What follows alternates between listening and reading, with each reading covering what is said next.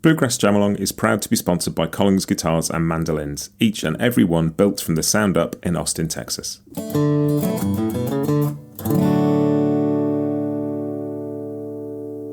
This episode is also brought to you by Peghead Nation, the home of roots music instruction. If you want to improve your playing, join me and thousands of other pickers getting better every day at pegheadnation.com.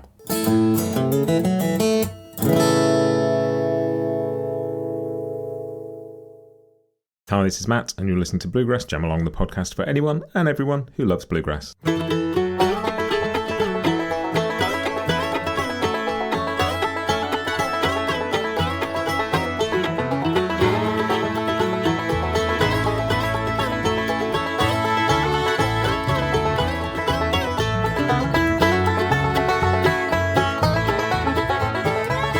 My guest on the podcast this week is Charlotte Carrivick, who those of you who've been around for a while will remember came on to the podcast a while ago to chat about her band Midnight Sky Racer. But she's back to talk about a solo record that I'm really, really excited to talk about. Charlotte, welcome back. Oh, hello. It's really cool because this is a record full of original instrumentals, which is something that I love. And I read a little bit of the blurb that came with the record that said that you've been essentially writing tunes for as long as you've been playing them. But yeah. It's taken you a while to put a record of instrumental stuff together. And I was wondering whether this is sort of a collection of tunes over all that time, or whether most of them have been fairly recently written for the record. Yeah, they're probably not that old. I think probably the older batch on this album, and it's probably about half of them came out of the lockdown and the pandemic and all that kind of stuff. There was an Instagram challenge going around, the Quarantune Challenge, which was write a tune every day for 30 days. And I thought, oh, that's something to do. So I had to go with that, and it was really fun. Came up with a load of tunes, and so it's kind of mostly I was filtering through those to sort of choose, and I liked most of them, but they were written on variously clawhammer, banjo, or mandolin, or guitar and stuff. So, and I wanted to sort of focus the album. So I thought, well, let's make it a guitar album, purely guitar album, and then I can get other people in who's playing that I love to do the other instruments. So I was kind of filtering through to try and get a good balance of those, and then I wrote a few others specifically for it as well later. But yeah, it's come out a fun album, I think, in the end. I really, really like it. There's so much about this record to love, and it is nice that it's a guitar record. There's something that definitely holds it all together. Although you play tenor guitar, you play mandolin, it's not just, but you primarily are playing guitar on this one. Yeah, and there's the one tenor track at the end, and then the mandolin is a twinning thing with Evan. But and it's funny how, like, as bluegrass players, most of us learn a lot of tunes and have a repertoire of a lot of tunes, but surprisingly, like, so many people never try and write one, and it's a really fascinating exercise, isn't it? Just kind of trying to create something original that sits within all of that. It's a really interesting challenge. I don't know. Maybe I guess some people maybe never really feel they want to do that, but it's sort of, for me, it was something that I've always done since starting learning tunes. Is like, can I write one? This kind of thing, and yeah, it's fun. I like doing it.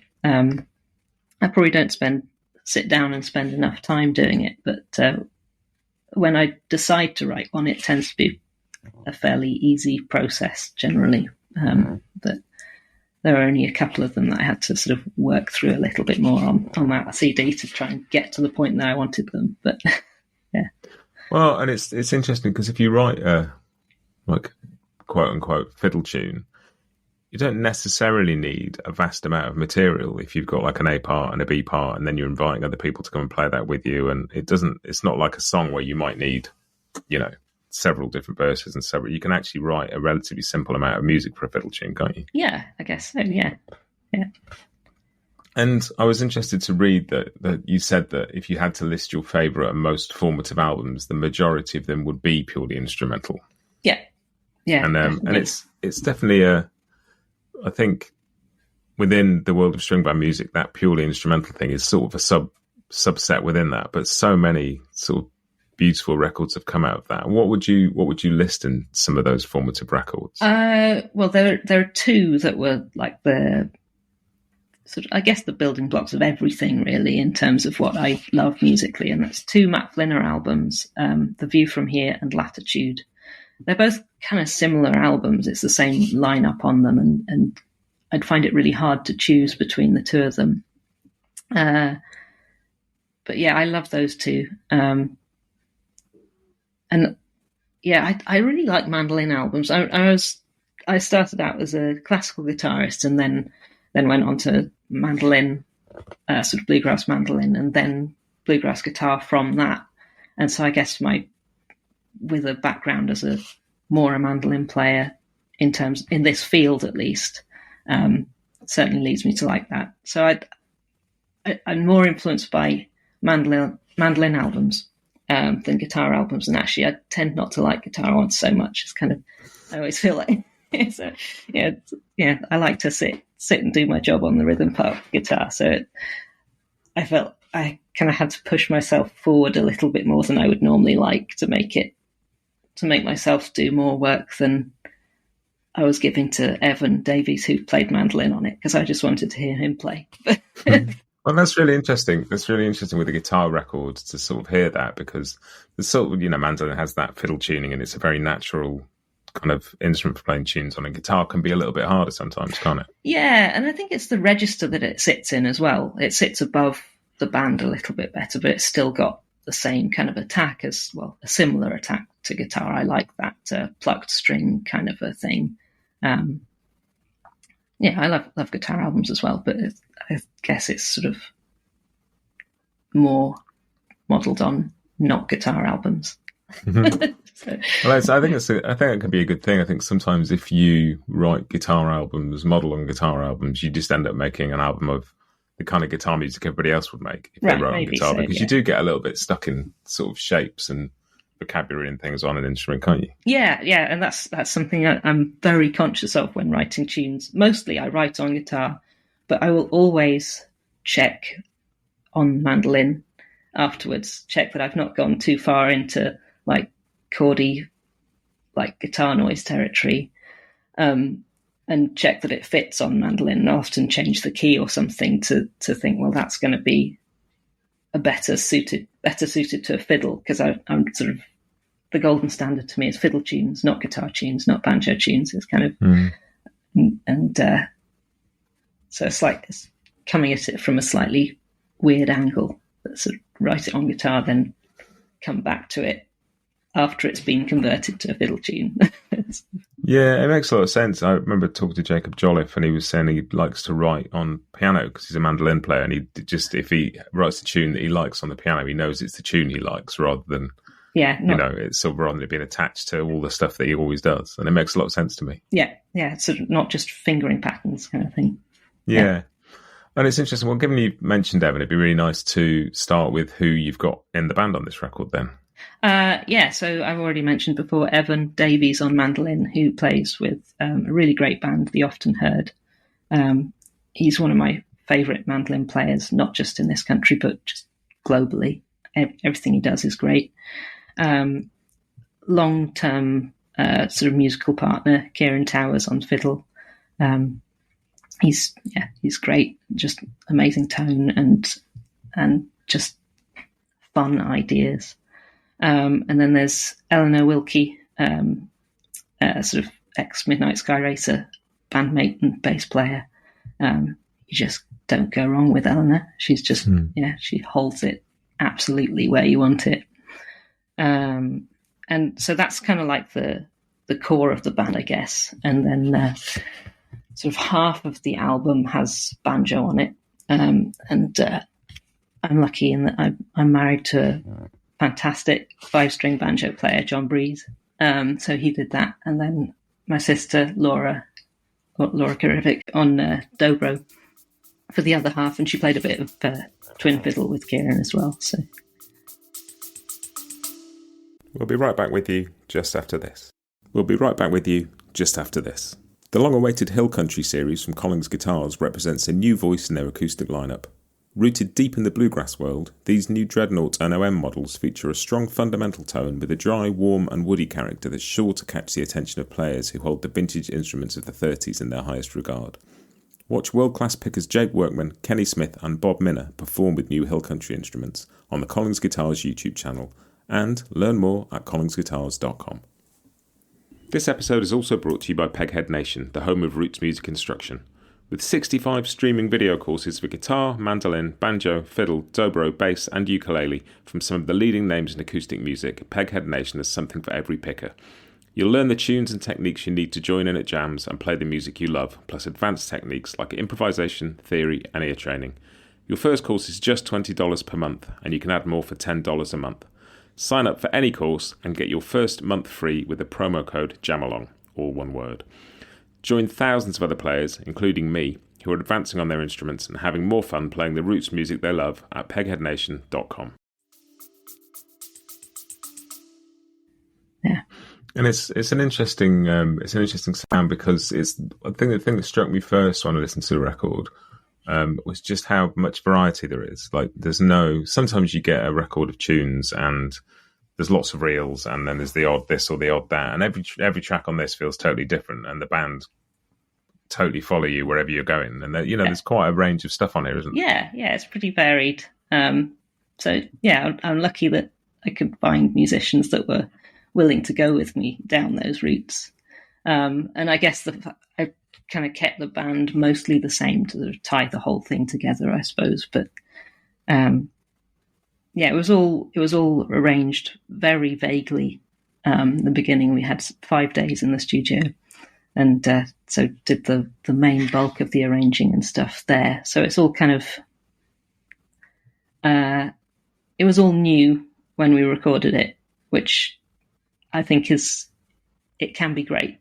I think it has worked out in this instance. Obviously, the worst case scenario is it sounds unrehearsed and rubbish. But at its best, if you got something like that, then you get a lot more excitement, I think, in a recording. And so we were kind of recording at that point, I hope. Yeah, I mean, it sounds fresh. It sounds exciting. It sounds like music that is like being made, right, rather than music that has been made and is being sort of played back to you. Do you know what I mean? Yeah, definitely. Yeah. And what you said about Evan, he's got such a beautiful tone to his playing, and I've heard Evan play a bit. I've played with him a tiny bit when I was at Sore Fingers 1 year, and he's just got such a lovely. Everything he does sounds so sort of settled and yet alive at the same time. Yeah. It's very he's got that kind of sound that you just relax into it. Yeah, he has. Yeah, and I hadn't actually really played with him much before. Everyone else on there obviously was playing with him for years, kind of thing. But that he was sort of not a wild card in any sense, because I've heard him play loads of times and stuff, and that was really nice that we slotted together really comfortably musically straight away, which is a relief when that happens. And did given the variety on here, was that just how the tunes came out? I mean, I guess if you're writing 30 tunes in the course of a month, then you're going to write a variety of stuff. But was there like a real intent to sort of try and have each track different from the next one? Well, when choosing the tunes, I tried to make sure they didn't all sound the same, obviously. There are 2 waltzes on there. I think it's just 2. And deliberately slightly different instrumentation on both of those to kind of separate them a little bit. Although they're quite different melodically anyway. Mm. I guess some of the later ones, I guess they're written more consciously to fill a hole that I felt maybe there was in the selection, kind of thing. But it's got a lovely sort of. There's tracks on there that kind of sound like you'd maybe expect instrumental stuff to sound in this context, and there's stuff that there's such a sort of, and I don't want to use the word jazz influence, but there's a sort of a swing 30s bounce to so much of it as well. It's one of the things I love, and you get it in some of the best instrumental music. It can be intricate and melodic and tightly arranged and beautifully played, and it makes you smile. Like songs that have a bit like a song that can almost be funny, if that makes sense. Yeah. There are two kind of more jazzy ones, I suppose, on there, and they are definitely both very silly. Yeah, just some of the note choices and the little harmonic shifts, and they make you smile as you're tapping your foot along.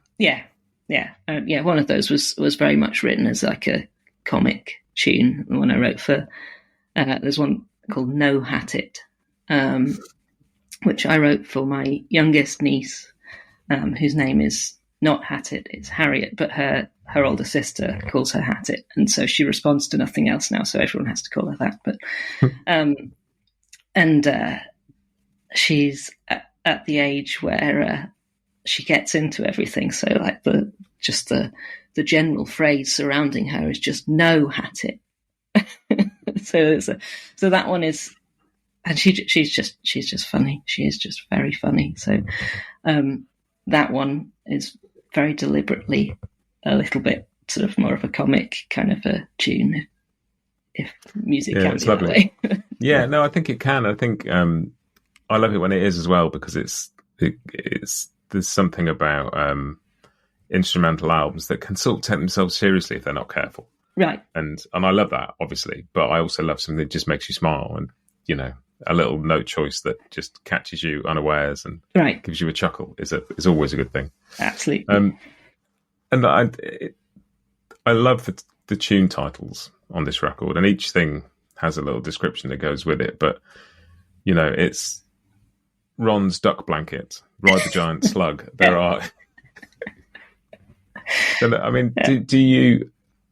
Is naming the tunes, because it's a funny one when you write songs tend to name themselves, or you try and be obscure and you name the song something that isn't the main hook in the chorus or whatever, but it's fairly straightforward. But tunes can be a bit of a challenge sometimes, can't they? Yeah, they can be a lot harder to name.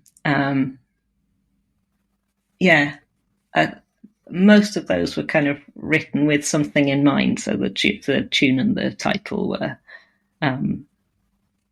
linked right from the beginning, but other ones I had to think of something a bit later. But is that like a regular occurrence then, that like an image of some kind will give rise to the tune? Yeah, maybe so. And like I say, a lot of those tunes were written as part of that Write a Tune Every Day challenge, and there were prompts for it. So that Ron's Duck Blanket that you mentioned, the prompt was blue. And so I looked around and there was this blanket, which is blue with ducks on it next to me. So, and it's a fun blanket, so I'll write a fun tune. Fun blanket. I like writing to a brief, even if it's something very abstract like that. It's nice to have a starting point. But then sometimes if a tune just falls out without having that starting point, then naming it becomes harder. But yeah. Well, it's really nice because so many of these tunes kind of are either inspired by members of your family or things associated with members of your family. Yeah. So there's several inspired by actual humans and several inspired by things that those humans play with or play on, or or pictures that your kids have drawn or whatever. And there's something really nice about that. It doesn't necessarily make me listen to the tunes any differently, but it's lovely to get this sort of sense of how they connect with your life. Yeah, and that it's always good to write what you know, I suppose. Whether it's songs or tunes, it's a lot more comfortable writing something that I actually understand. And I guess that's my children are still both quite young, so that kind of is my life at the moment. It's fairly insular in a way, I suppose. It's sort of based around family life. I'm trying not to be touring all the time and things these days. So it's and I like smaller things.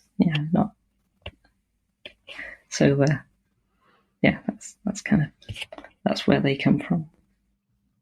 And you were sort of saying that you went into the studio for 5 days and it all pretty much came together. And was that it? You hadn't got together and played with everybody before that? It was just a kind of, we're going to turn up and... No, I sent out just recordings of the melodies of the tunes and sort of much closer to the time, very roughly outlined, we're going to have this person's going to start for this amount of the tune, and then this person's going to come in, and then this bit is going to be a solo where you can go off it a bit more, just so that people were aware of how much pure melody they had to learn and how much they had like a bit of freedom, like just to save people doing more learning than they had to.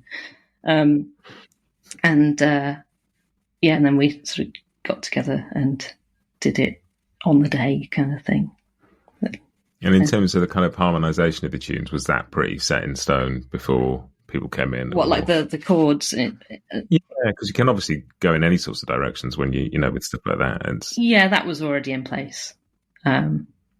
It's just there are a few sort of more subtle arrangement things that got changed around. The ending of No Hat, it was quite a big working point, I suppose, which just kept adding on more silly extra bits of ending. To the point where we all were satisfied that it was stupid enough. No. But it was nice and collaborative. It wasn't just like, it wasn't a dictatorship. I don't think so. The others might say differently. I don't know. So, yeah. I can't imagine it was. And where did you record it? Where was this done? I'm very lucky to live 10 minutes away from. There's Josh Clark, who's an amazing recording engineer and live engineer as well. And he has a beautiful new studio in a castle in the woods kind of thing, and it's great there. I mean, you've got Josh and you've got his studio, and it's 10 minutes away. That's it. Just so it was an obvious choice really there. But Josh he's not just fantastic with his ears. He's got an amazing ear, but where he really comes to the fore, I would say, is just his management of people. Recording can be quite stressful, but it never is with Josh. He always knows when to say, try another take, and when to say, that's enough. You need a break kind of thing. And that is invaluable, I think, in an engineer.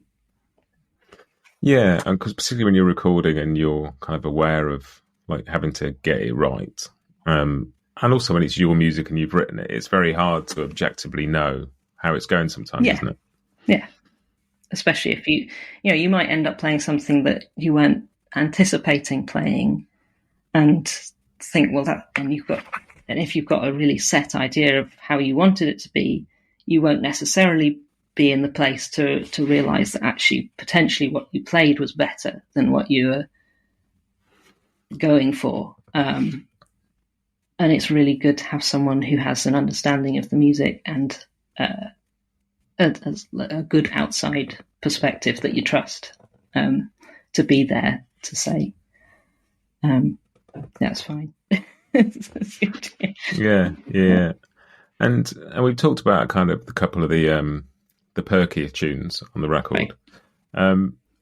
I really fell in love with Robin's tune, which is a solo for starters, but also just it's got this beautiful line through it, and yet doesn't quite settle. I kept finding myself thinking, I know how to count this now, and then realising I didn't. Right. And it just sort of shifts under you ever so slightly every time you... Yeah, I think it's got an extra couple of beats or something in there. I can't remember what it was now. That was written on banjo originally, in E, and then I put it in...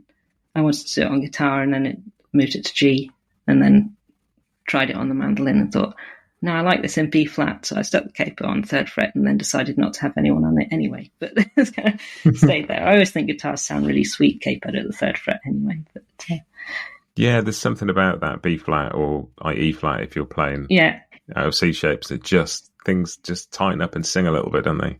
Yeah, I just like it there, so it stayed. But yeah, it bounces along nicely, that one. It's a beautiful tune. It's there's something about it that makes you lean in and sort of listen a bit more. It doesn't sort of necessarily just come to you and introduce itself, if Right. that makes sense. It's got a lovely sort of air of slight enigma to it. Right. And it's what I find fascinating about a tune like that is each time I listen to it, I hear emphasis in slightly different places, and you Right. kind of follow a little phrase, and the next time something else stands out slightly, and it's a really for what is essentially quite a simple thing. It's one instrument playing a tune. There's the whole little world in there. Maybe so. Yeah, it's good. It's good if it sounds that way. Yeah.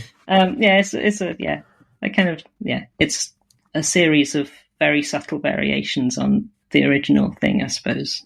It was not written out prior. It's an improvised version of that tune that's on there. But yeah, that one was easier to record than I expected it to be, because there's a lot more pressure when you're on your own. So I was expecting to have to do a lot of takes on that one, but it wasn't that way at all. It's kind of nice, relaxed morning take. Oh, lovely. It also has one of the things that I love most about your playing is just the thing you do that connects the notes to each other. That quality that you've got about your playing that I love. And there's so much sort of flat picking that has lots of notes. Right. But sometimes people lose that thing of like the flow and the connecting of the notes. And it's something I always notice in your playing. Okay, thank you. And so I believe this record was sort of partly inspired by getting a new guitar. It was, it was put into action, I suppose, by ordering a guitar. I sort of found myself talking to a luthier that I've known for a few years and sort of admired for a few years. I was approached about a guitar by another maker, and I was talking. I was really thinking about it, but it's not someone that I was that familiar with, and it. I was very tempted, but my sister said to me, "Well, why don't you just get in touch with Leo and see?" This is Leo Posh, who made the guitar, and see what he says, because it's sort of been in the back of my mind for a long time. And I thought, okay, fine. So I wasn't really thinking about getting another guitar because I absolutely didn't need one, or I didn't realise I did. Turns out I did. So yeah, I sort of found myself talking to Leo about it, and then feeling like, oh, I can't buy another guitar. I don't need another guitar. It's not. I should buy something like something boring for the house or something like that. So I needed to justify it, and John, my husband, said to me, "Well, record an album with it, and you can justify it." So. Which is very nice of him. And so I sort of hit go ahead and picked the guitar up. It was all a really short turnaround on all of it, really. So I think I ordered the guitar in January. Leo worked unbelievably hard and got it ready to pick up by the end of May. And then we recorded the album in August. So the guitar's really fresh on that album, and actually in the months since then it's changed a lot even, but yeah, that was kind of the catalyst for actually doing an instrumental album, guitar album kind of thing. And had you ordered a kind of custom guitar before? I have, yeah, and I made some. I still have it, and it's a beautiful guitar, but I made some mistakes in not being aware of like string spacing in the right hand and stuff like that. So it's wider than I want it to be, and things like that. But and it's not a dreadnought either, and I'm very much a dreadnought person, and I just love mahogany. So it's kind of, and so this Leo Posh guitar. My other main guitar is quite an old bourgeois, and it's lovely. I love it so much, and it's like its home. Hmm. And so it's really hard to consider getting an. So what I wanted was the same, but just a bit bigger. Because I've never in my life been able to hear myself play when I'm playing with anyone else. It's not that it's a quiet guitar. It's just it's a disappearing guitar. It doesn't kind of stick out above anything. Something about the frequency or anything. And so I wanted a guitar that sounded exactly the same as that, but bigger, which is and sort of just cut through somehow a bit more. Yeah. And somehow Leo's done it. He's done it. It's warming up. It's so warm now, even though it's still not a year old. And you can hear it there's a video of like the main four of us from the album recording playing in the woods outside the studio, and there's no mic other than what was on the camera and stuff like that. And the guitar is audible, perfectly audible the whole way through. It's just like, this is amazing. I'm not even having to work particularly hard. It just sits above, but it's not like deafening either. It's just, it's great. I'm really happy with it. And so where's Leo based? I didn't know about Leo until I saw your posts about the guitar. He's in Kansas. And we met him first time we went over to IBMA. He had a stand there, and we just sort of got to be friends with him, really. My sister bought one of his guitars the week after she got home. She thought she could manage without it, and then turned out she couldn't.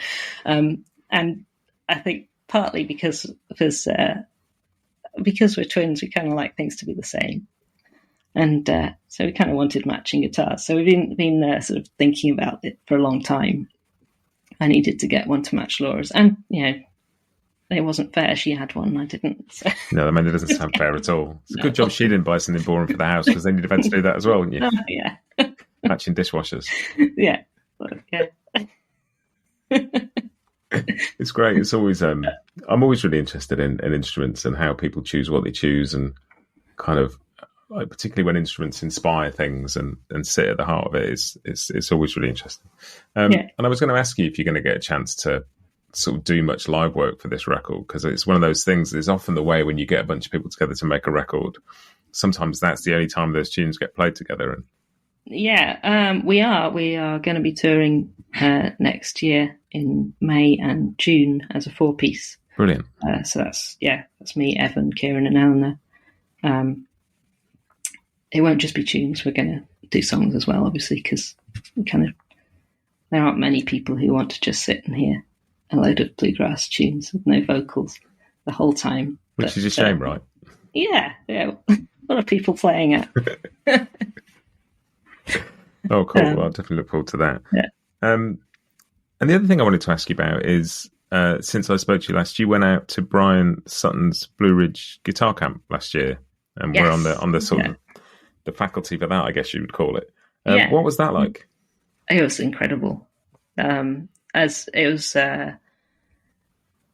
terrifying as I expected it to be. I knew I would be kind of out of my depth, I guess, basically, in terms of I'm happy that I can teach in the topic that I was assigned. It's all quite as a tutor there, you get given like a remit for your course, and mine was playing fiddle tunes on the guitar, which is I'm happy with, and so I wasn't concerned that I would be letting people down too badly there. Otherwise, I absolutely wouldn't have said yes. But it was amazing, and just so much guitar, and we get the opportunity to hear some great bluegrass here, and sort of get a little bit of it, but not. It's not much, is it? Really, I guess. No, and also particularly you probably get more in London, but well, I was going to say particularly if you're not living in London, because most and increasingly it becomes economically pretty tricky for bands to tour here. Compared to what it was like 5 years, 10 years ago. Just I'm sure there are bands that would have toured here 10 years ago who wouldn't be doing now. And I mean, I went over to IBMA in September and the year before, and within about 4 hours of being there, I'd probably seen more bluegrass than I'd seen in a year in London.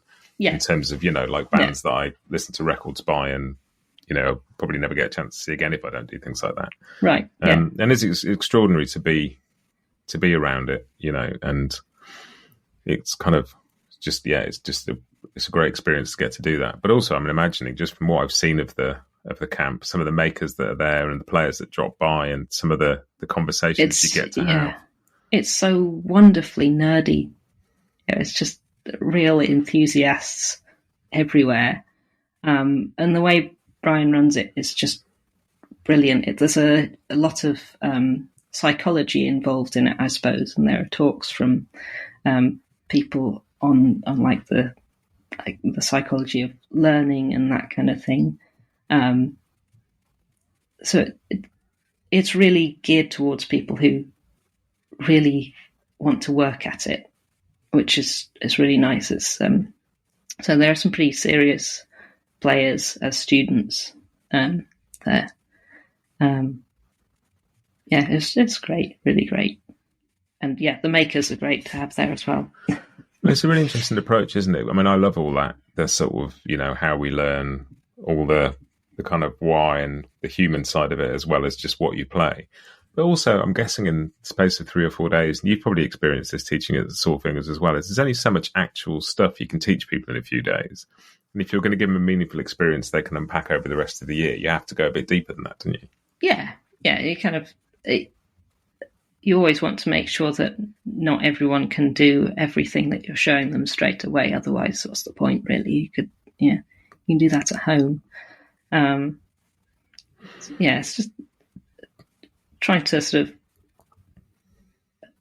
light up just one little idea in people that they can then take and go their own way with. And it's fun if and when that happens. But Yeah, and I love all those conversations, and there's definitely a bunch of people who are. Bryan's been on the podcast a couple of times, and I just sit and prod him with questions all day, and he's just fascinating endlessly when it comes to bringing yourself as a musician, as a human, to your instrument with all the weirdness that you bring with you and all the challenges that has. And he talk, to hear people, talk about their struggles with it makes it so much more meaningful for the rest of us who struggle with it every day as well, to hear that there isn't some final finishing point where everything's perfect and you just wander around happily going, aren't I good? No one's ever finished. No. There's always more. Yeah. So the record is called Sensible or Otherwise. Yeah. Again, a triumph of titling. Where did that come from? I was not sure what to call it. So I asked on Facebook, what should I call it? And a friend, I said, I'm looking for tune titles, sensible or otherwise. And a friend said, well, you've just named it. So I thought, okay, I've got no better ideas. Let's go with that one. And it fits the album because the tunes are very much sensible or otherwise, with a lot of otherwise in there. Tell me to an A side and a B side. It's sensible tunes and otherwise tunes. Yeah. Yeah. And if people want to get this record, where's the place for me to send them to? It's either, if you want a physical CD, if you're old-fashioned like me, then you can get that from my website, which is charlottecarrivick.co.uk. Or downloads-wise, currently it's just on Bandcamp. I'm debating whether to go down the Spotify and all that route. I can't bring my conscience to... I can't... I hate Spotify with a passion. So the prospect of putting it on there hurts a lot. But I probably will do eventually, but not yet. But at the minute, Bandcamp is where to download it from, because they seem to care about musicians. So... Yeah, and it's hard, isn't it? It's like it's a real thing of that thing of people expect your stuff to be on Spotify, and that is the way to get it in front of people. Yeah, at the same time, you're not really going to get anything back from doing that. Yeah, and making an album costs thousands, so Yeah. I know I will probably not get that back, but I want to try and get some of it first before giving it away for nothing. Yeah. So, yeah. Well, it is a brilliant record. I've been listening to it for a couple of weeks now and thoroughly enjoying it. And I'm really looking forward to sort of living with it for a bit and just getting to know it inside out, because that's one of the things I love about instrumental music is just you can, it keeps giving you back whatever you go to it looking for, however long that is. I know, I've really enjoyed it. It's been really nice getting to chat to you about it. Thanks for having me on.